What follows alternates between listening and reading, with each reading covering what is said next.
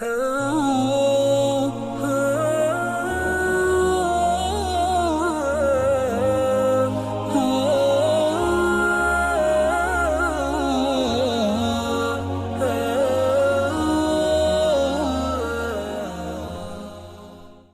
people believe that we're not allowed to get married in the month of Muharram because it is bad luck. Unfortunately, that is totally baseless.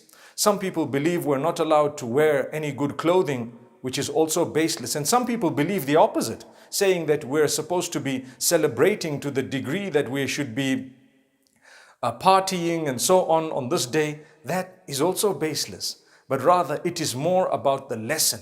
It is more about the lessons that we should be learning. And yes, we're happy about the victory on one hand of Musa alayhi salam, and at the same time we should be learning lessons from what happened, like I said earlier. So my brothers and sisters, remember, when it comes to marriage, we should not delay it. There is no month in the Islamic calendar wherein it is wrong or taboo to get married, or there will be bad luck and so on.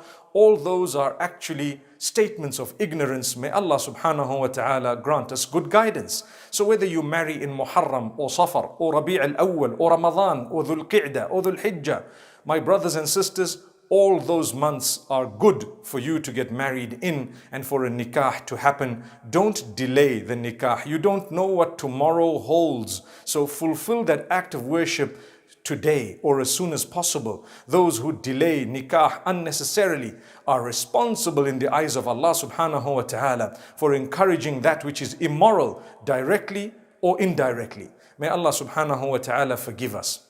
So my brothers and sisters, some people don't realize that in the month of Muharram, Allah subhanahu wa ta'ala has ordained certain things. And Allah subhanahu wa ta'ala has chosen the month of Muharram for certain things.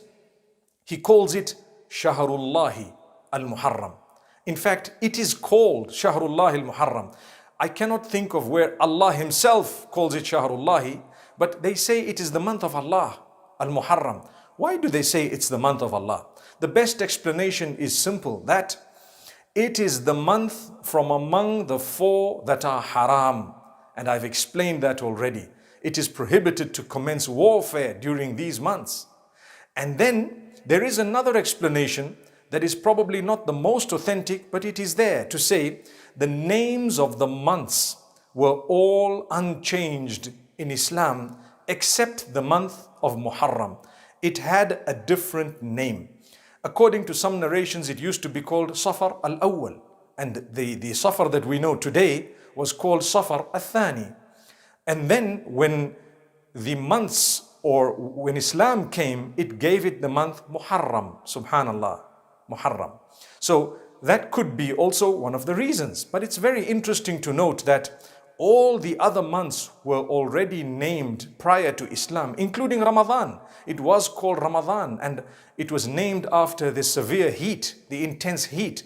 Dhul Hijjah was also named Dhul Hijjah before Islam because people used to make Hajj during that time, but a slightly different type of Hajj. And later on it became filled with paganism. May Allah subhanahu wa ta'ala grant us protection and a good understanding. So my brothers and sisters, I encourage you to fast during this month. More so on the 10th of Muharram. Try not to miss that. It's actually a very powerful fast. It would expiate the sins, the minor sins of the previous year. Remember to add to it the 9th at least. And then we have the sunnah of fasting every Monday and Thursday. And then we have the sunnah of fasting on the 13th, 14th and 15th of the lunar calendar. And all that would bring about a lot of goodness and a lot of reward.